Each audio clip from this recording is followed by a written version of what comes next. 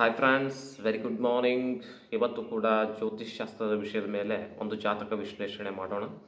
ಇವತ್ತಿನ ಜಾತಕ D K Shivakumar, trouble shooter D K Shivakumar ಅವರ ಜಾತಕ ವಿಶ್ಲೇಷಣೆ ಮಾಡೋಣ. ಯಾರೋ ಇವರ ಅಪ್ಪಟ ಅಭಿಮಾನಿನೇ ಇರ್ಬೋದು ಅನ್ಕೊತೀನಿ. ಅದೇ ಕಾರಣಕ್ಕೆ ನಿಖರವಾದ ಹುಟ್ಟಿದ ಸಮಯ ವಿತ್ ಟೈಮ್ ಅವರು ನನಗೆ ಕಳಿಸ್ಕೊಟ್ಟಿದ್ದಾರೆ. ನೋಡೋಣ ಯಾವ್ಯಾವ ಗ್ರಹ ಎಲ್ಲೆಲ್ಲಿ ಕೂತಿದ್ದಾವೆ ಅಂತ ನೋಡೋಣ ಮಿತ್ರರೆ. ಮೊಟ್ಟ ಮೊದಲನೇದಾಗಿ date of birth and time note ಮಾಡ್ಕೊಳ್ಳಿ. 15/5/1961 15/5/1961 ಡೇಟು. ಸಮಯ ಬೆಳಗ್ಗೆ ಬ್ರಾಹ್ಮಿ ಮುಹೂರ್ತ 5 ಗಂಟೆ 15 ನಿಮಿಷ 5 ಗಂಟೆ 15 ನಿಮಿಷ. 3 ಗಂಟೆಯಿಂದ 5 ಗಂಟೆವರೆಗೂ ಬ್ರಾಹ್ಮಿ ಮುಹೂರ್ತ ಅಂತ ಕನ್ಸಿಡರ್ ಮಾಡಲಾಗ್ತದೆ. ಓಕೆ, ಬ್ರಾಹ್ಮಿ ಮುಹೂರ್ತ ಹುಟ್ಟು ಮತ್ತು ಸಾವಿಗೆ ಅದ್ಭುತವಾದ ಸಮಯ ಅಂತ ಪರಿಗಣನೆ ಮಾಡಲಾಗ್ತದೆ. ಸೊ ಗ್ರಹಗಳನ್ನು ಲಗ್ನ ಜಾತಕ ಓಪನ್ ಮಾಡಿದಾಗ ಮೇಷ ಲಗ್ನ ಬರುತ್ತೆ, ತುಂಬ ಚೆನ್ನಾಗಿರುತ್ತೆ. ಮೇಷ ಲಗ್ನದಲ್ಲಿ 2ನೇ ಮನೆಯಲ್ಲಿ ಉಚ್ಚ ಚಂದ್ರಮ, ಸೂರ್ಯ ಮತ್ತು ಬುಧ ಆದಿತ್ಯ ಯೋಗ ಆಗಿದೆ.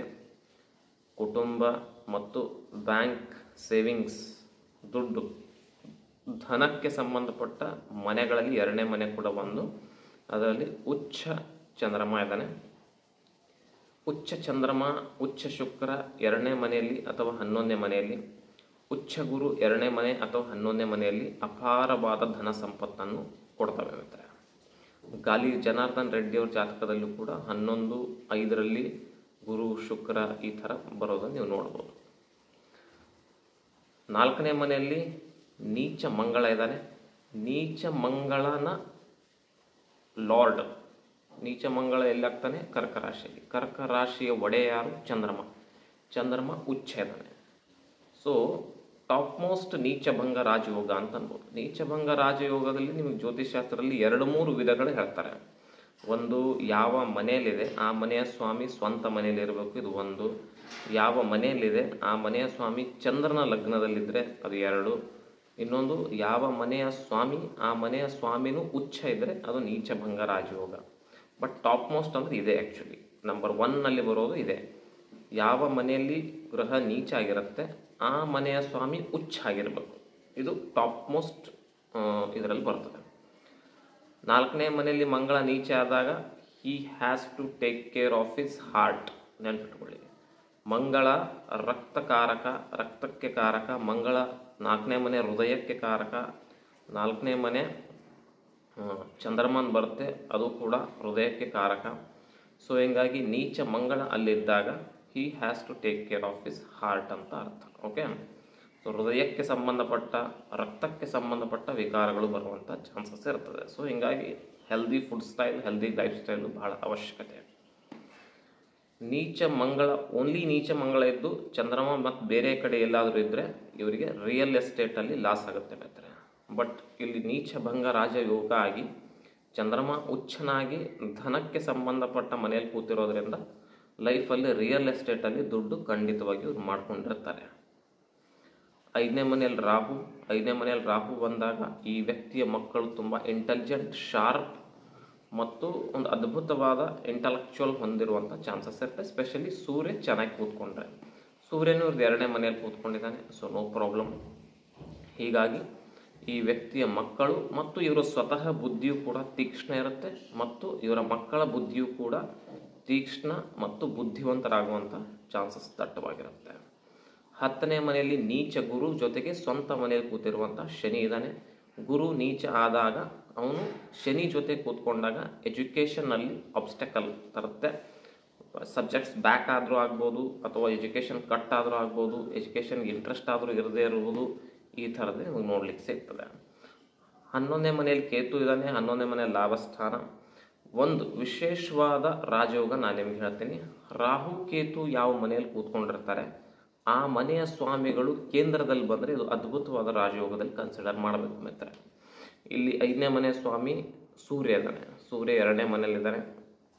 11ನೇ ಮನೆಯ ಸ್ವಾಮಿ ಶನಿ ಇದ್ದಾನೆ. ಶನಿ ಬಂದ್ಬಿಟ್ಟು ತನ್ನ ಸ್ವಂತ ಮನೆಯಲ್ಲಿ ಕೇಂದ್ರದಲ್ಲಿ ಕೂತಿರೋ ಕಾರಣಕ್ಕಾಗಿ ಫೈನಾನ್ಷಿಯಲ್ ಗೇನ್ಸ್ ಕಂಟಿನ್ಯೂಸ್ ಆಗಿ ಇರುತ್ತದೆ. 12ನೇ ಮನೆಯಲ್ಲಿ ಉಚ್ಚ ಶುಕ್ರ ಇದ್ದಾನೆ. ಓಕೆ, ಉಚ್ಚ ಶುಕ್ರ 12ನೇ ಮನೆಯಲ್ಲಿದ್ದಾಗ ವ್ಯಕ್ತಿ ಅಧ್ಯಾತ್ಮದ ಕಡೆಯೂ ಕೂಡ ಒಲವು ಹೋಗ್ಬೋದು. 12ನೇ ಮನೆ ಸುಖ ಅಥವಾ ಮಂಚಕ್ಕೆ ಸಂಬಂಧ, ಐಸೋಲೇಷನ್ಗೆ ಸಂಬಂಧ, ಜೈಲಿಗೆ ಸಂಬಂಧ, ವೃದ್ಧಾಶ್ರಮ ಅನಾಥಾಶ್ರಮಕ್ಕೆ ಸಂಬಂಧ, ಆಸ್ಪತ್ರೆಗೆ ದುಡ್ಡು ಹಾಕುವಂಥ ಸಂಬಂಧ. ಸೊ ಇದರಲ್ಲಿ ಏನಾದರೂ ಕೆಲವೊಂದು ಆಗುವಂಥ ಚಾನ್ಸಸ್ಸು ಇರುತ್ತೆ. ತುಂಬ ಜನರು ಇವರು ಜೈಲಿಗೆ ಹೋಗ್ತಾರಾ ಅಂತ ಪ್ರಶ್ನೆ ಕೇಳ್ತಾರೆ. ಇವರ ದಶ ನೋಡಬೇಕು.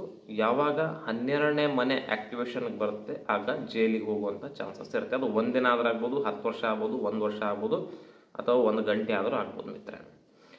ತುಂಬ ಜನ ತಿಳ್ಕೊಂಡಿರ್ತಾರೆ ತಪ್ಪು ಮಾಡಿದರೆ ಮಾತ್ರ ಜೈಲಿಗೆ ಹೋಗ್ತಾರೆ ಅಂತ. ಅದು ನಿಮ್ಮ ತಪ್ಪು ಕಲ್ಪನೆ. ಸಾವಿರಾರು ಜನ ಯಾವುದೇ ತಪ್ಪು ಮಾಡದೇನೆ ಜೈಲಿಗೆ ಹೋದವರು ಕೂಡ ನಮ್ಮಲ್ಲಿ ನೋಡ್ಲಿಕ್ಕೆ ಸಿಗ್ತದೆ ಮಿತ್ರ. ಯಾಕೆ? ಕರ್ಮ ಜಾತಕದಲ್ಲಿ ಆ ರೀತಿ ಬರೆದಿರುತ್ತೆ. ಸೊ ಜೈಲು ಅಂತ ಬಂದಾಗ 12th ಹೌಸ್ ನೋಡಬೇಕು. ಈಗ ಶನಿ ಗೋಚಾರದಲ್ಲಿಯೂ ಕೂಡ 11ನೇ ಮನೆಯಲ್ಲಿದ್ದಾನೆ. ಇವ್ರದ್ದು ಶನಿ ಮಹಾದಶಾನೇ ನಡೀತಾ ಇದೆ. ಶನಿ 2025ಕ್ಕೆ 12ನೇ ಮನೆಗೆ ಹೋಗ್ತಾನೆ. ಅದ್ರ ಒಳಗಡೆ ಶುಕ್ರನ ಅಂತರ್ದಶ ನೋಡಿ. ಜನವರಿ 2025ರಲ್ಲಿ ಶನಿ ದಶೆ ಒಳಗಡೆ, ಶುಕ್ರನ ಅಂತರ್ದಶ ಒಳಗಡೆ ಕೇತು ಅಂತರ್ದಶ ಬರುತ್ತೆ. ಶನಿ ಗೋಚಾರದಲ್ಲಿ 12ನೇ ಮನೆ, ಶುಕ್ರ ಜನ್ಮ ಜಾತಕದಲ್ಲಿ 12ನೇ ಮನೆಯಲ್ಲೇ ಕೂತ್ಕೊಂಡಿದ್ದಾನೆ. ಕೇತು ಐಸೋಲೇಷನ್ ಸಪರೇಷನ್ಗೆ ಸಂಬಂಧಪಟ್ಟ ಗ್ರಹ. ಹೋದರೆ ಜನವರಿ 2025ರಲ್ಲಿ ಹೋಗಬಹುದು.